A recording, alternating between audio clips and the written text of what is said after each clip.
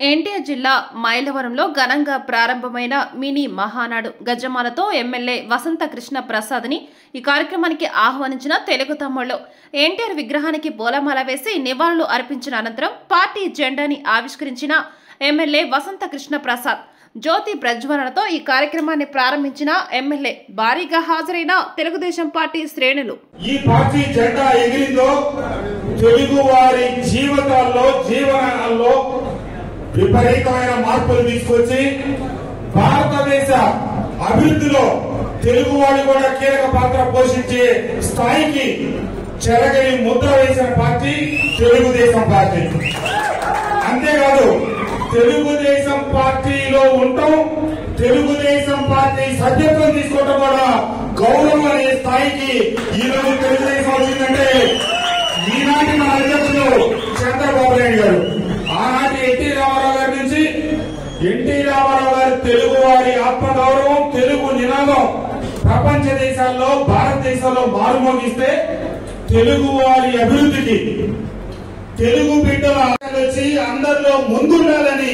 ఆకాంక్షించి ఈ రోజు ఉమ్మడి ఆంధ్రప్రదేశ్ లో హైదరాబాద్ ని 450 సంవత్సరాల క్రితం పునాది పడిన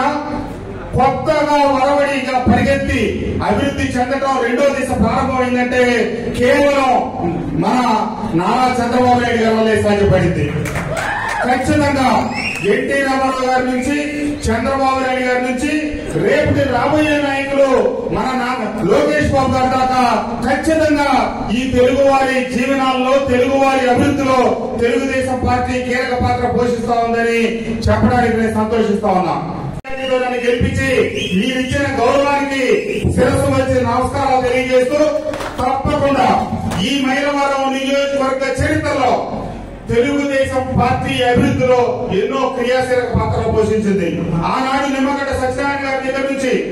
ఆ తర్వాత వడ్డే శోభనాథేశ్వర గారు, జ్యేష్ఠ రమేష్ బాబు గారు, దేవినేని మోహేశ్వర గారి నుంచి నా దాకా ఏవైతే తెలుగుదేశం పార్టీ మీద నమ్మకంతో అవకాశాలు కల్పిస్తూ వచ్చిందో రకరకాల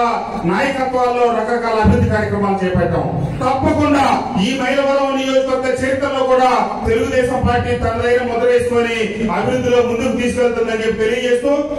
ఇది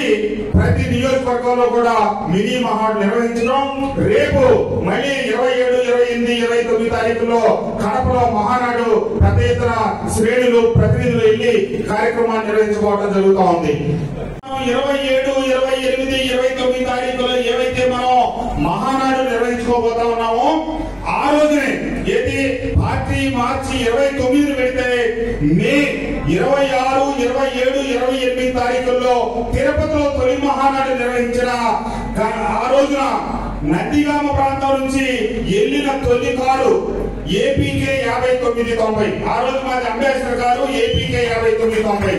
దానికి పసుపు జెండా కట్టుకొని తిరుపతి వెళ్తా ఉంటే ఈ జెండా ఏంటి అని చెప్పి అడిగారంటే అప్పుడు జెండా ఇంకా పూర్తిగా ప్రజాబాహుల్యంలోకి వెళ్ళా. అలాగే తర్వాత అన్నగారు దాదాపుగా జూన్ 16వ తారీఖున హైదరాబాద్ నుంచి జైత్ర యాత్ర ప్రారంభించారు, రోడ్ షో అన్నమాట. ఆ రకంగా వచ్చి తొలి బహిరంగ సభ నాన్నగారి ఆధ్వర్యంలో నందిగామలో ఆ రోజు సాయంత్రం అతి భారీ బహిరంగ సభ నిర్వహించడం, ఆ రోజే నందిగామలోనే రామారావు గారు ఫస్ట్ చేయడం కూడా జరిగింది.